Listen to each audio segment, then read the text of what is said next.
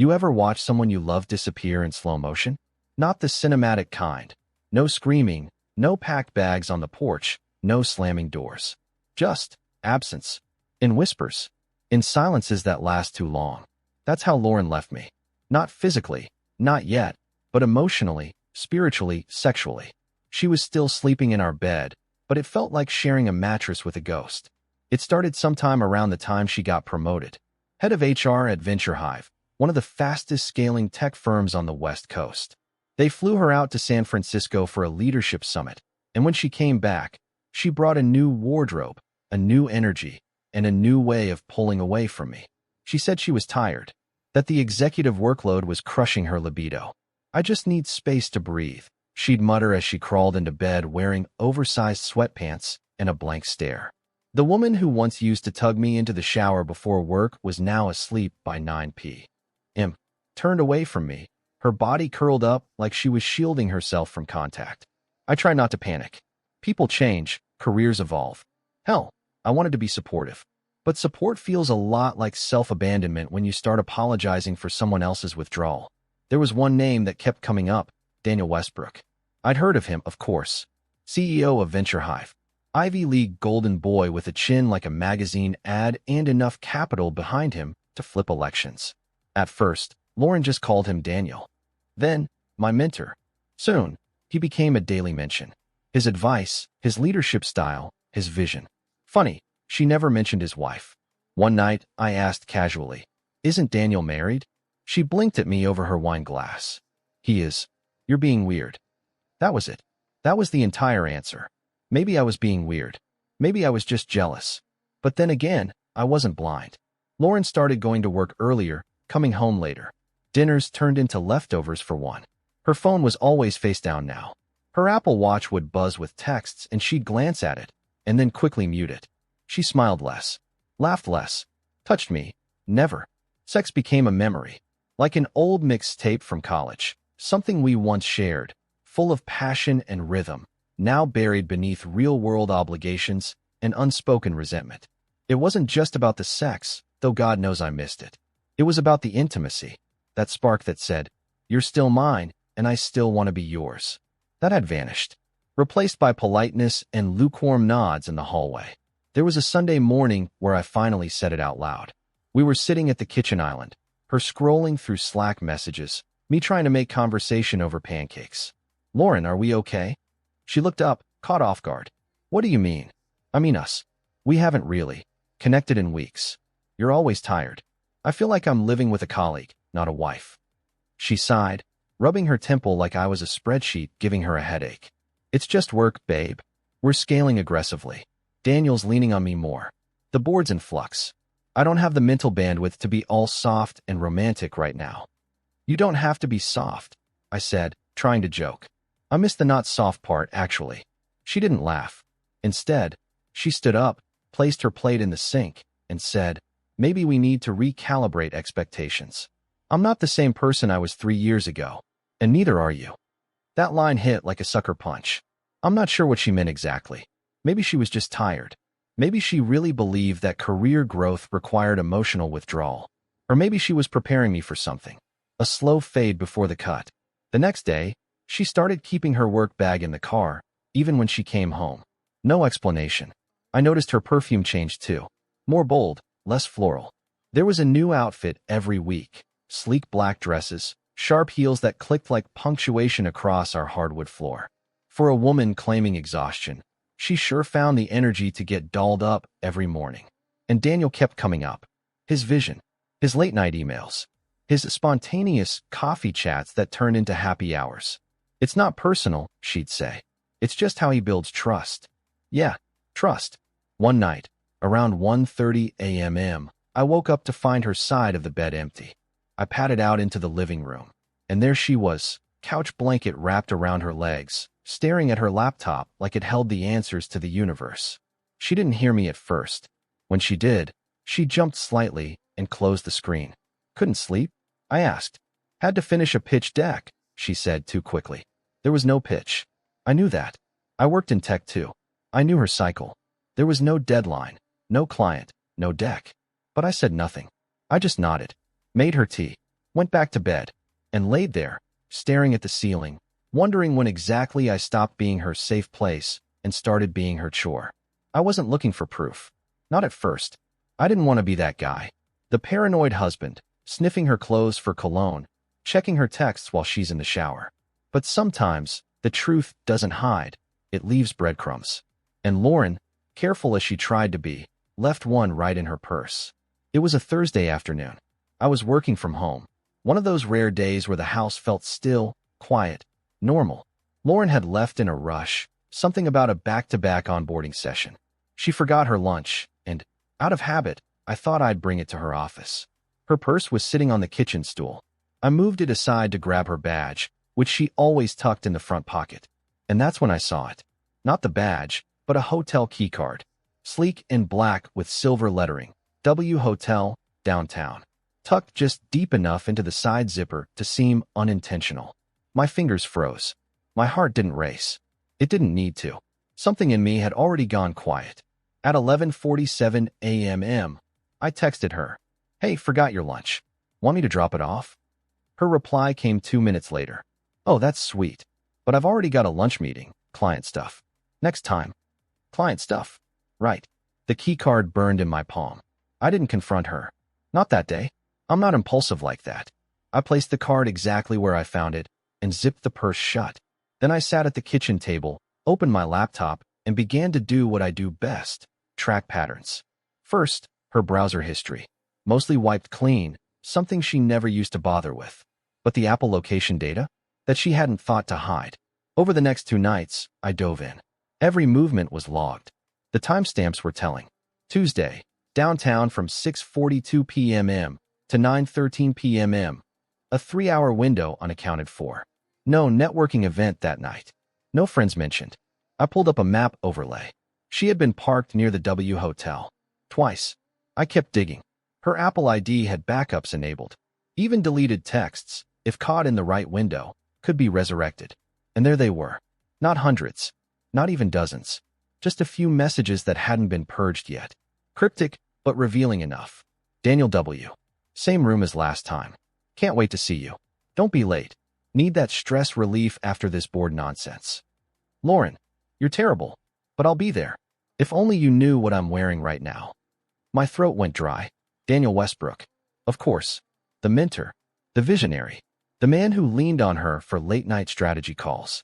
And now, apparently, leaned on her in a W Hotel bed.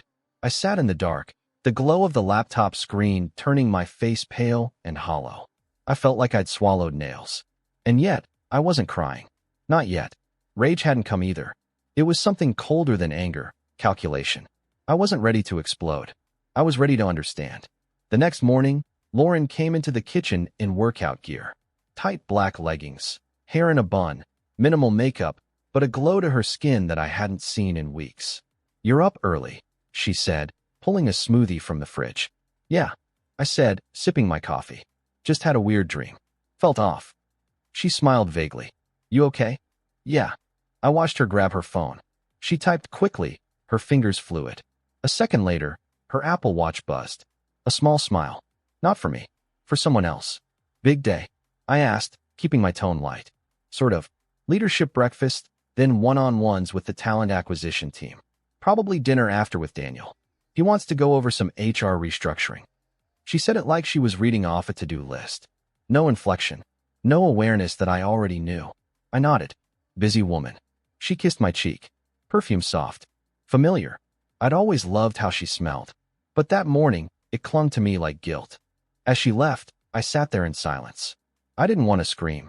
I wanted to see. That night, after she was stuck in traffic, I opened up her Find My iPhone app again. She was stationary, downtown. Again. I didn't call. I didn't text. Instead, I opened a new tab and booked a concert ticket. Coldplay. Next weekend. Single floor ticket. Close enough to see their section. Daniel had posted about it on LinkedIn 3 weeks earlier. An exclusive Venture Hive-sponsored event. 2 VIP passes for executive outreach. Originally meant for him and his wife. But according to a quiet reply thread I found on Reddit under the post, his wife canceled last minute. Guess who took her place? The puzzle was coming together, piece by damning piece. The sex didn't kill me. The lying did. They say once you start seeing the cracks, the whole thing collapses faster than you'd expect. After the hotel keycard and the texts, after watching her lie with that effortless grace, I realized how much of our marriage had become performance. Lauren still said, "Love you" out of habit. Still smiled for family photos.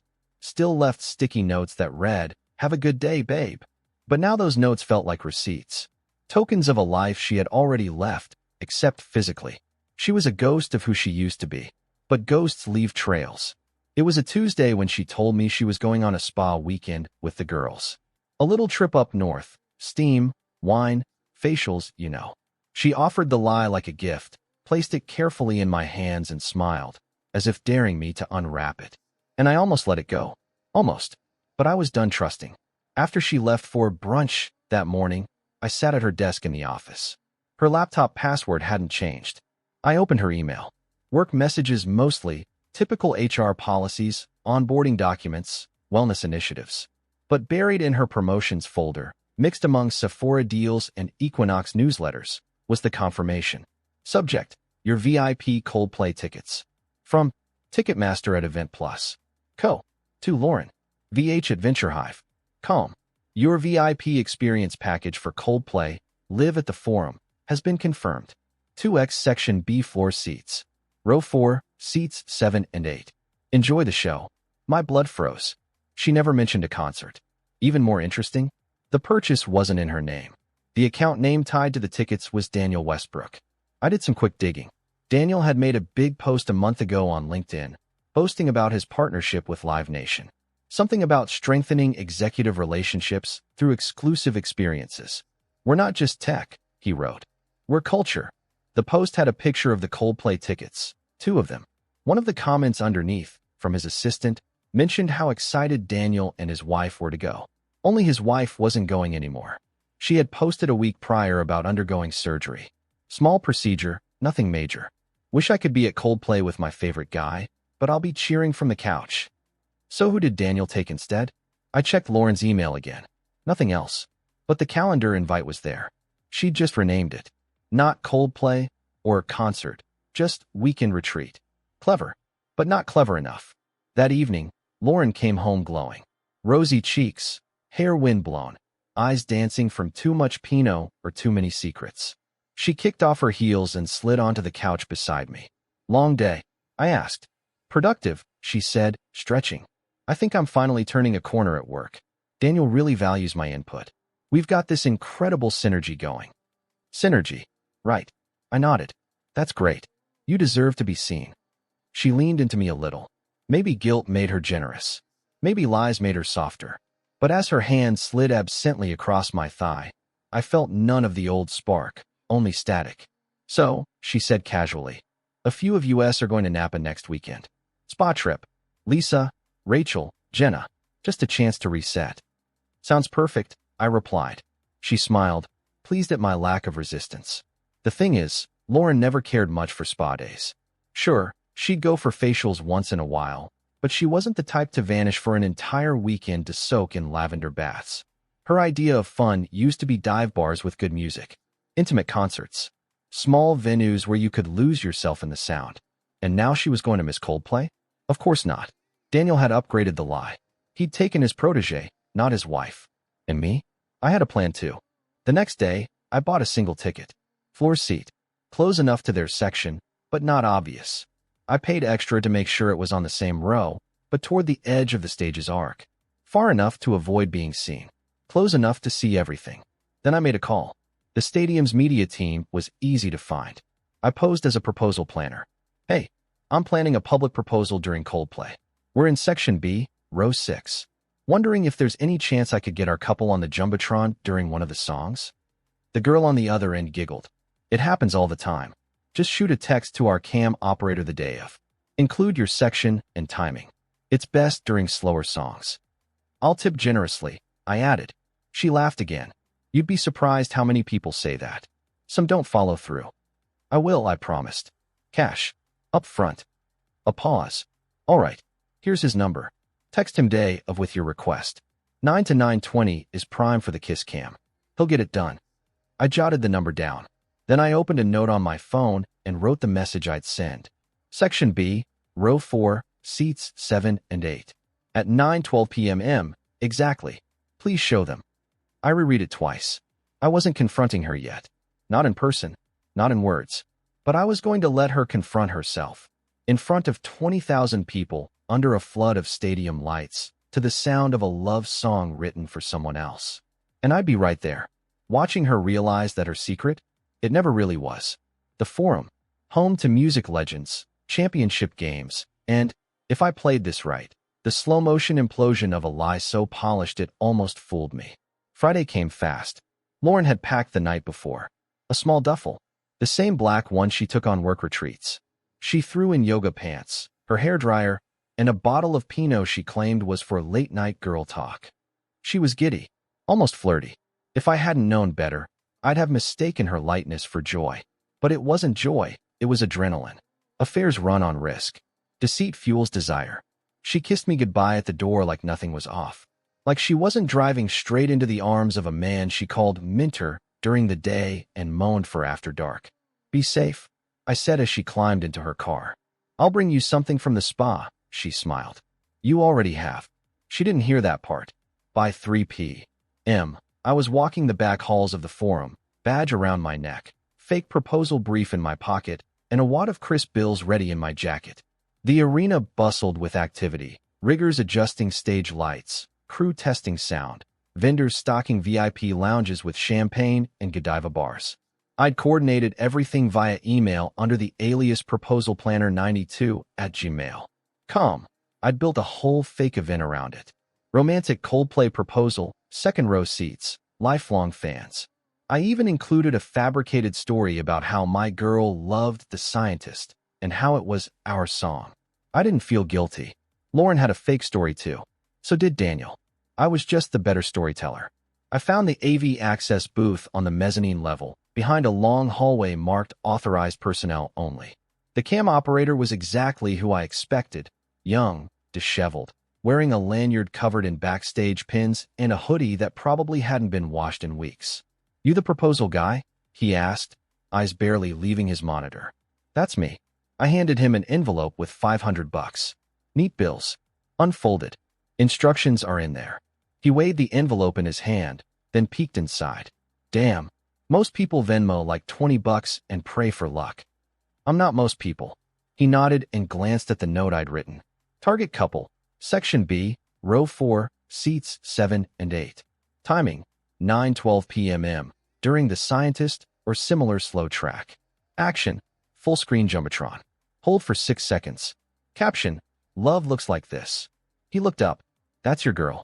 I smiled faintly. She'll know. The guy laughed. You're not proposing, are you? Not exactly. He didn't ask more. I appreciated that. Back outside, I took in the stage setup. Giant LED walls, glowing orbs above the crowd, floor lights that pulsed like a heartbeat. This wasn't just a concert. It was a spectacle, designed to make people feel something unforgettable. Perfect. I got dinner at a food truck across the street. Ate alone on the curb. I watched couples walk in, arms around waists, matching wristbands flashing under the early twilight. It should have made me sad, but it didn't. It just made me focused. At 7:30 p.m., I entered the arena. The noise inside was electric. Conversations rising over the warm-up playlist, the low rumble of tens of thousands waiting for euphoria. My ticket led me to floor, section B, left side of the stage. Row 7, seat 15. I scanned quickly, and there they were. Row 4, seats 7 and 8. Daniel Westbrook, neatly trimmed beard, casual suit jacket over a designer tee, holding 2 cocktails. Lauren, hair curled, wearing that navy dress I once said made her look like midnight. She laughed as she reached for her drink, resting her fingers on his thigh like it was natural. They were angled toward each other, knees touching. I watched her mouth move. I couldn't hear what she said. Didn't need to. He leaned in close. She kissed him. A soft, practiced kiss. Not desperate. Not sloppy. Intimate. She hadn't kissed me like that in months. I pulled out my phone, opened my notes app, edited the message. Section B, row 4, seats 7 and 8. 9:12 p.m. The Scientist. Run the cam. Caption, love looks like this. I copied it into a text. Then I waited. For the music. For the moment. For the lie to take center stage.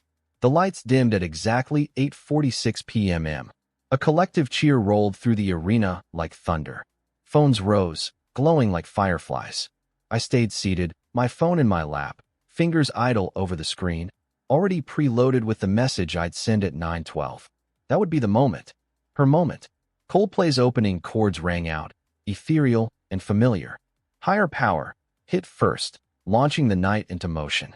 Chris Martin's voice carried the weight of memory, of emotion, everything Lauren and I had once shared. Funny how many of these songs used to be ours. I barely watched the band. My eyes stayed locked on them. Row 4, seats 7 and 8. Daniel had one arm around her shoulder now, casual, claiming.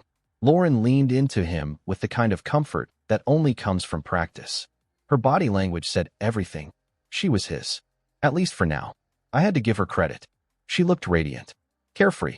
Like the Lauren I'd met 10 years ago in a smoky bar on a rainy night in Portland.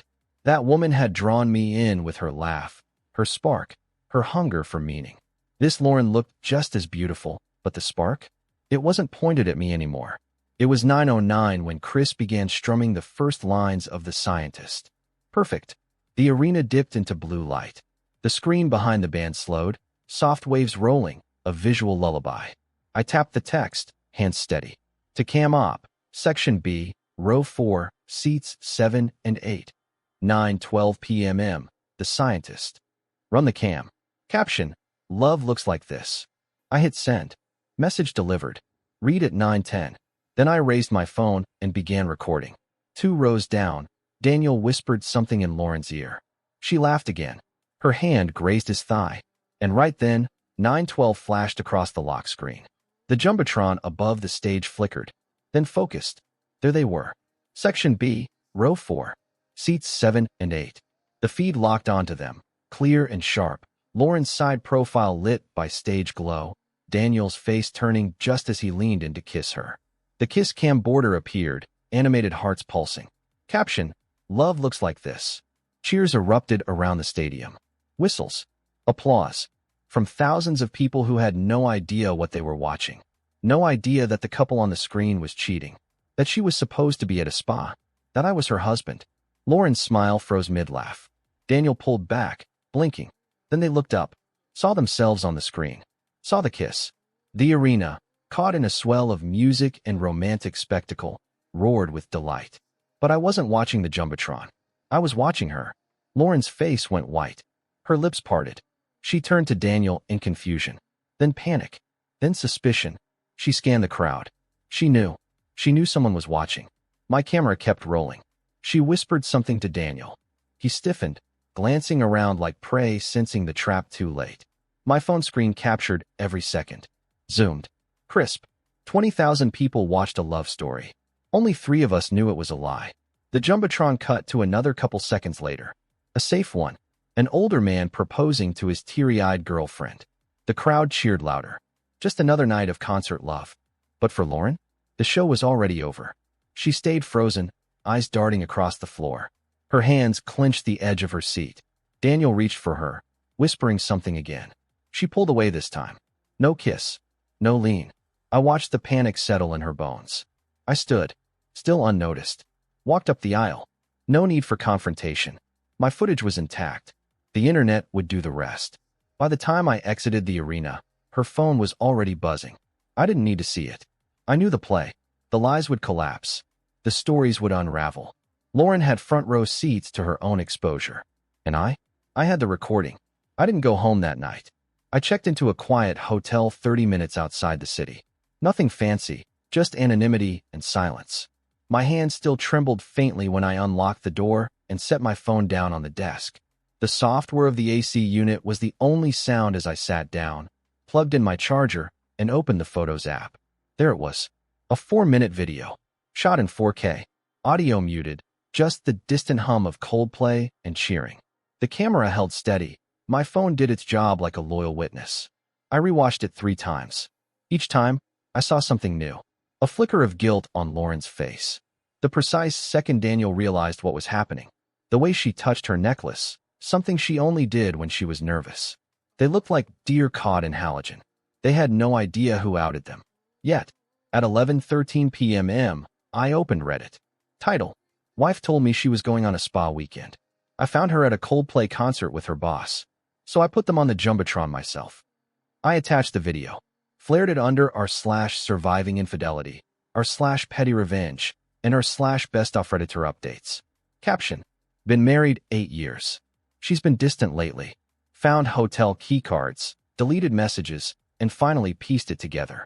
Her mentor, a married CEO, invited her to the Coldplay show his wife had to skip. So I bought a floor ticket. Slipped the camera crew $500. At 9:12 p.m., during The Scientist, I had them shown on the Jumbotron kissing. I filmed the whole thing. They had no idea I was watching. I hit post. It went live at 11:16 p.m. By 11:24, the upvotes were climbing like a rocket. By 11:30, comments were flooding in. This is legendary. You're the petty king. She got Coldplayed. Post the messages too. Daniel Westbrook? Is that the Venture Hive CEO? Holy sh*t. I smiled grimly. The internet moves faster than guilt. By midnight, someone had screen recorded the video and posted it on Twitter. By 12:17 a.m., the tag hashtag Jumbotron Affair had 3,000 tweets. I checked TikTok. 3 duets already. A reaction clip of a girl shrieking. I love this man. Another one. This gives me hope for justice. I barely slept. Not out of nerves, but energy. Cold, focused energy. I was calm. Controlled. Like I'd finally flipped a switch after weeks, months, of slowly dying inside. At 4:42 a.m., I sent the clip in a Dropbox folder to an anonymous corporate ethics blog that specialized in whistleblowing.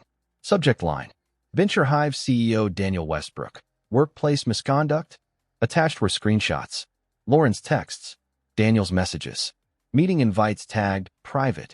One where Daniel sent her a photo of his hotel room and said, "You deserve to be touched like you matter. Come show me how good power tastes." It wasn't pornographic, but it was enough. I left the comment section open for hours. The Reddit post crossed 20K upvotes before I finally muted notifications. People were already hunting down LinkedIn profiles. I work at Venture Hive. One person wrote, "HR is going to blow up tomorrow." Someone else commented, "Confirmed, Daniel's wife is recovering from surgery. This is even more messed up than it looks." At 6:12 a.m., I got a text from Lauren. "Lauren, where are you? Please call me. I saw the post. What the hell, are you serious? You ruined me." I didn't reply. I made coffee. Black. Burned my tongue. Didn't care. Another message. "Lauren, why would you humiliate me like this? What is wrong with you?" Still no reply. She called next. Twice. I let them go to voicemail. The third time, I picked up. Said nothing. Her voice cracked immediately. "Please, we can talk about this. Just come home. Please, can we talk like adults?" I breathed once, quiet. Then said, "You cheated," in silence. You get exposed in surround sound. Click. By the time I checked Reddit again, the post had hit the front page globally. Verified users were weighing in.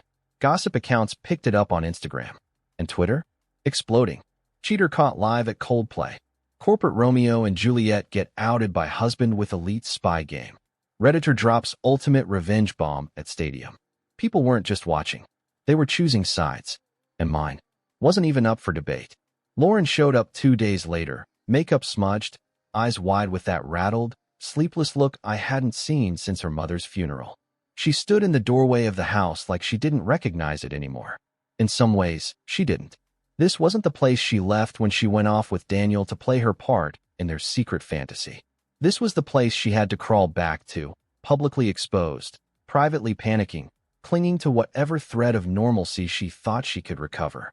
I didn't move. I let her stand there in the entryway, suitcase in one hand, phone in the other, eyes flickering across the hallway like she expected to find something broken. Instead, it was exactly as she left it. "Accept me." "What the hell did you do?" she whispered, stepping inside. I sipped my coffee slowly, not bothering to answer. Her voice raised instantly. "You posted it online? You recorded me and posted it like a damn TikTok prank. You've humiliated me. My career is over." I stared at her. Was the affair worth it? She opened her mouth to speak, maybe to deny it, maybe to defend it, but we were far beyond that. I didn't give her the room to lie anymore. You told me you were going to Napa with friends, I said. But you were sipping cocktails and kissing Daniel under Coldplay's Kiss Cam while the entire arena clapped. I was 10 feet behind you. You filmed it. Her voice cracked. And then what? What? You edited it for viral impact? Is this a movie to you? No, I said flatly. Movies have heroes. This was just reality. She started pacing like a caged animal. Her phone buzzed repeatedly in her hand. She finally threw it on the couch. You destroyed me, she hissed. You could have just confronted me. Talked to me. But no, you went nuclear. You posted it like I'm some Reddit cautionary tale. You are a cautionary tale, I said. Every married man who watched that video saw what happens when trust dies in silence. Her voice dropped to a bitter whisper. You've ruined my life. I set my mug down gently on the kitchen counter. Walked toward her. I wasn't angry. Not anymore. I was something worse, cold. Certain. You ruined your marriage. I just gave the world a front row seat. The silence between us was suffocating. Then I handed her the envelope. She looked at it like it was a dead bird. What's this? Divorce papers. Her lip curled. So that's it. 8 years, and you serve me like a stranger? I stopped being your husband the second you started lying to my face. She grabbed the envelope with trembling hands, flipping it open. You could have just left quietly. I shook my head. No, you don't get quiet after public betrayal. You get truth. Loud truth. She went still. Daniel's board is calling an emergency ethics meeting tomorrow, she said finally. He's on leave. HR's investigating. His wife left him. I didn't say anything. I didn't need to. You sent it to the blog, she added, voice bitter. The messages. The video. The timestamps. Yes. I'm suspended. Indefinitely. And every time I open my phone, I see my face on some meme or reaction video. Do you think I deserve that? I met her eyes. Yes. Tears finally came then. Not slow, cinematic ones. No violin strings. Just sharp, angry sobs. The kind that came from realizing the world would never see her the same way again. I watched her crumble. I didn't enjoy it. I wasn't smiling. But I didn't flinch either. This is revenge, she snapped. You wanted to destroy me. No, I said. I wanted you to feel the weight of what you did. You tried to build a secret life. I just knocked out the foundation. Her voice dropped low. You'll be alone. Better alone than lied to every day.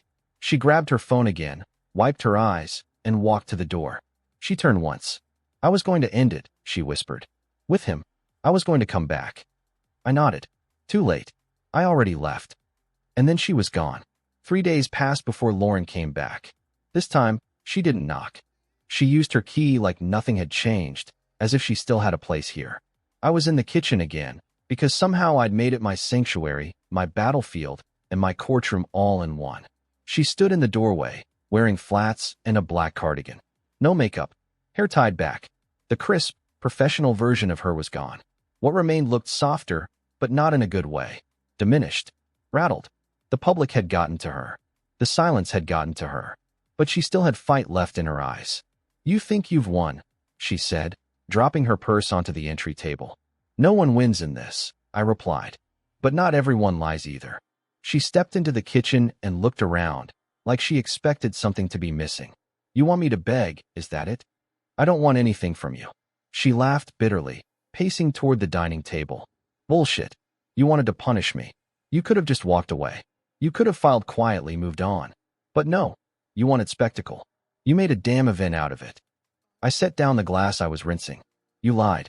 Repeatedly. With precision. You played me like I was too stupid to notice. You wanted the affair, but you didn't want the guilt. You wanted to come home to safety while fucking danger behind my back. That doesn't get a gentle ending. Her arms were crossed now. You think what you did makes you strong? No, I said. It makes me honest. Something you stopped being months ago. She stared at me, eyes wet but sharp. I've lost everything. My job. My reputation. My credibility. I go online and I see strangers dissecting my face. My body. My voice. People I've never met calling me names you wouldn't say out loud. I didn't make you cheat, Lauren. I made a mistake. Stop calling it that. I cut in. A mistake is a wrong turn. A typo. You made a choice. Over and over. She was silent then. Her jaw clenched. She glanced at the floor like maybe there'd be an easier answer written in the grain of the hardwood. I thought we were dying, she finally said. You and me. We hadn't touched each other in weeks. We were just two people in a house. So you fucked your boss, I said flatly. She looked away, ashamed. But not enough. You remember when we used to make excuses to be close? I asked. When we'd pass in the hallway and you'd touch the small of my back for no reason. You stopped doing that. You stopped choosing me. Her voice was small. I didn't know how to come back. Because you didn't want to, I said. Not really. You wanted newness. You wanted adrenaline. You wanted to be someone else in someone else's hotel room. She didn't deny it. I pulled out a manila folder from the drawer beside the fridge. Laid it on the table. What's this? She asked. Amended divorce papers. Clean split. No public fight. I'm not dragging this out. I just want closure. She walked to the table like she was carrying weights. Flipped the folder open. Read a few lines, mouth tight. I thought we'd be forever, she whispered. Forever doesn't survive secrets, I said. It doesn't survive contempt or betrayal or pretending that some kiss on the Jumbotron was just a one-time lapse. A bitter laugh escaped her lips. You know what hurts most? You waited. You let it build. You stalked me. You planned it. That's scary. No, I said. What's scary is the fact you thought you wouldn't get caught. That you thought you could manipulate me forever. That you thought my silence meant approval. She opened her mouth. Closed it. For a long moment, there was only the tick of the wall clock. Then, she signed. One page at a time. Her initials small and rushed. When she was done, she pushed the folder back toward me like it was a box of ashes. Are you going to tell your family? She asked. They already know, I said. You made the news. She winced. I leaned forward slightly. And Daniel? He's done, she whispered. His board voted unanimously to remove him. His wife took the kids and filed yesterday. The firm is tanking. I nodded once. Then it's fair. Lauren looked at me again, softer now, almost pleading. You really don't feel anything? I looked at her, the woman I once thought I'd grow old with. The woman who used to fall asleep on my chest after too much wine. Who used to send me one-word texts like home. And I realized I did feel something. Peace. I feel like I finally have my life back, I said. She left 20 minutes later. Quietly. No more fireworks. No begging. Just the sound of the door clicking shut. Face to face, we had said what needed to be said. And now, we were finally done. I didn't expect to become a headline. I thought the story would live and die on Reddit, maybe float around Twitter for a few days before fading into internet folklore. But I underestimated how much the world craves drama, especially when it comes gift-wrapped in betrayal, boardrooms, and a kiss cam. By Monday morning, Venture Hive's name was trending. Not for a product launch, not for record-breaking Q3 numbers, but because their CEO had been exposed mid-cheat in front of 20,000 people and 5 million viewers online. The hashtag Jumbotron Affair tag had reached daytime talk shows. One host, smiling too wide, called it the most brutally romantic revenge story of the year. Another segment broke down the exact moment Lauren and Daniel realized they were on camera, freeze-framing their shocked expressions like analysts dissecting game tape. And then came the fallout. Daniel's wife, Eleanor Westbrook, had been silent through the first wave of the storm. But on Wednesday, she posted a statement to her private Instagram, which, by then, had over 200,000 new followers. I've seen the video, and I saw everything else he tried to hide. I won't defend him, nor pretend it's salvageable. I choose peace. I choose my children. I'm filing for divorce. That post alone sparked another round of chaos. By Friday, several corporate sponsors had pulled out of pending deals with Venture Hive. One particularly damning tweet from a Fortune 500 client simply read, "We don't do business with companies that fail to uphold their own HR ethics." Ouch. The Venture Hive board, under pressure, placed Daniel on indefinite administrative leave pending investigation. He disappeared from the company's website within hours. His LinkedIn, silent. But not Lauren's. Screenshots of their messages had already made their way to the blogosphere. One post on a tech ethics site listed the leaked conversations under the title, "This is what executive abuse of power looks like." The texts weren't obscene, but they were damning. Subtle, flirtatious, laced with innuendo and late-night rendezvous that blurred every professional line. One thread even showed Daniel offering her tickets to an exclusive event as a thank you for all the stress relief this quarter. The comments were brutal. Imagine getting fired because you couldn't keep it in your pants and you got caught during Coldplay. So much for being a people-first company. HR head caught banging the CEO. This is why internal affairs wreck organizations. No accountability at the top. Lauren's suspension turned into a quiet termination a week later. No public announcement. Just a silent removal from staff pages and LinkedIn updates. One coworker messaged me anonymously. We're not allowed to say her name in meetings. Legal's involved. The company's hemorrhaging. I didn't respond. I wasn't gloating. I wasn't cheering. I didn't want revenge anymore. I wanted consequences. And those arrived in waves. I sent the entire package, video, messages, timestamps, to Eleanor Westbrook anonymously. I didn't include a message. I didn't need to. The evidence spoke for itself. 2 days later, her legal team filed paperwork in Los Angeles Superior Court. Irreconcilable differences. There were whispers that Daniel's severance had been frozen, that his golden parachute was being contested due to moral and ethical breach of executive conduct. I never confirmed it. I didn't care to. The house of cards was falling all on its own. And Lauren? She went dark online. No posts. No stories. No updates. But people still remembered her face. The kiss. The panic. The betrayal. She became a meme. A caption still from the video. When your spa weekend turns into a scandal. Another. He told you to wear something sexy. You should have worn a disguise. Brutal. But she built that spotlight. She dressed for it. She smiled for it. She just didn't know someone else was behind the camera. And me? I didn't ask for sympathy. Didn't need it. I had a quiet satisfaction knowing the story didn't end in whispers behind closed doors. It ended loud. Bright. Public. People said I was cruel. But cruelty is cheating on someone who would have gone to war for you. Cruelty is building a future with someone else while pretending your vows still mean something. I just held up the mirror. The podcast invite came 2 weeks after the Reddit post went viral. It was from a mid-tier but rising show called Modern Rebuild. Their tagline, Life After the Collapse, What Comes Next? Usually, they featured divorcees, whistleblowers, and people who had walked away from toxic careers or lives that burned down in dramatic fashion. I guess I fit the bill. The producer messaged me with a simple ask. We don't want tabloid drama. We want your truth. I agreed, but on one condition. I'd speak under a pseudonym. My voice. Sure. My name? No.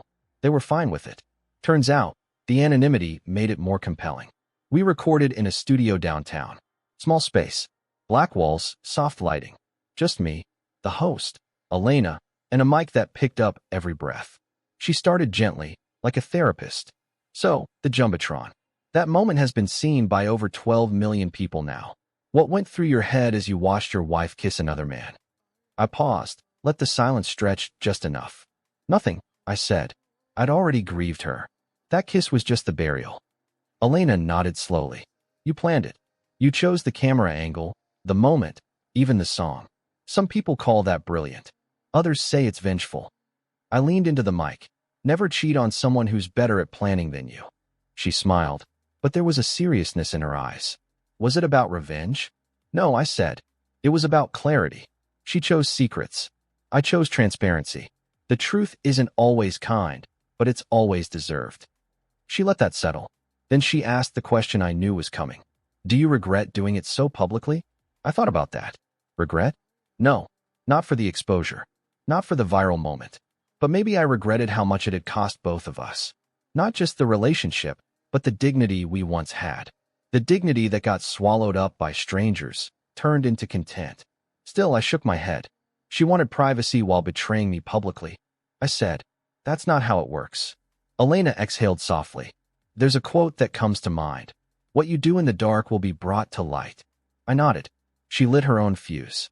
I just made sure people could see the explosion. The rest of the interview drifted into quieter territory. We talked about rebuilding, about life after betrayal, about how I'd found strength not in shouting, but in precision. That the internet didn't make me bitter, it made me visible. I never cried, never raised my voice. I didn't need to. Silence can be louder than rage when you time it right. The episode aired 3 days later. Titled, The Husband Who Turned a Kiss into a Warning. It hit the top 20 on Spotify in a day. People reached out. Hundreds. Some to thank me. Some to share their own stories. Some just to say, I thought I was crazy until I heard yours. It wasn't fame. It wasn't revenge. It was resonance. We all have moments we wish we could rewrite. Mine wasn't one of them. Because when the world was watching, I didn't scream. I didn't plead. I just hit record. And when Elena asked if I had any final words, something for others who might be in my shoes, I said just this. People think loyalty is about staying. It's not. It's about honesty. The moment they lie, the loyalty dies. That was the end of the interview, but not the end of the story. Because when the truth finally takes the stage, it doesn't need a spotlight. It becomes one. 6 months later, I stood under the same lights, in the same arena, with different eyes. The forum looked exactly as it had the night everything broke. Same wide dome of energy. Same soft hum before the show. But this time, the seat beside me wasn't empty. And the woman sitting in it wasn't a lie. Her name was Kara. We'd met 2 months earlier, by accident, if you believe in those. She wasn't flashy or dramatic. She didn't lead with performance or flirtation. She just saw me. Not the viral guy. Not the meme. Just me. That night, we walked in together. I told her what this place meant. What happened here. She didn't judge. She didn't flinch. She just held my hand tighter and said, "Let's make a new memory." Coldplay took the stage at 8:51 p.m., same as before. And when the first chords hit, I expected to feel haunted. But I didn't. I felt clean. Like I'd exhaled something I'd been holding far too long. We were seated in Section C this time. Not as close, not as expensive, but it didn't matter. There was nothing strategic about tonight. No plan. No message to send. Just music. And me, finally free. I glanced up once, out of habit, when the kiss cam started making its rounds. It was early in the set, right before Fix You. The screen panned across couples. Old, young, awkward, elated. People kissed with wild abandon, not knowing who was watching, not caring. Then the camera paused 2 rows in front of us. A young couple, newly engaged judging by the matching shirts. The crowd clapped, cheered, and for a moment, the lens turned our way. The spotlight hovered. Kara looked at me, smiling, waiting. I smiled back, and shook my head. Not this time. Not because I was ashamed. Not because I was afraid. But because I'd already had my moment in the lights. I'd already exposed something rotten beneath the surface. I didn't need another encore. I just wanted the music. She nodded, understanding immediately. We leaned back in our seats and let the night wash over us. There was something poetic about returning here. Like standing on a battlefield after the war is long over, grass growing where blood once stained the soil. I wasn't looking for revenge anymore. I wasn't seeking validation. I'd already spoken my truth. Lauren hadn't reached out since the divorce was finalized. Mutual silence. She moved out of the city. I heard she started going by her maiden name again. Last I checked, Daniel had resurfaced in some startup with a forgettable name and half the funding. Good for them. I wish them nothing. That night, as Coldplay hit the opening notes of Yellow, Kara leaned her head on my shoulder. "Do you ever miss her?" she asked, not accusing, just curious. I thought about it. "I miss who I thought she was," I said. "But that person never really existed." She nodded. "I'm glad you didn't let it turn you bitter." I almost did, I admitted. But the truth is, pain doesn't make us bitter. Holding on to it does. We stayed until the end. No early exit. No avoiding crowds. We walked out with thousands of others, buzzing with joy and memory, not scandal.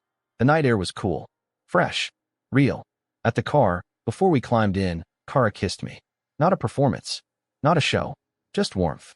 And when I looked up at the arena one last time, I didn't see betrayal anymore. I saw healing. This wasn't a sequel. It was something new. A new beginning. Not a stage. Not a spotlight. Just life.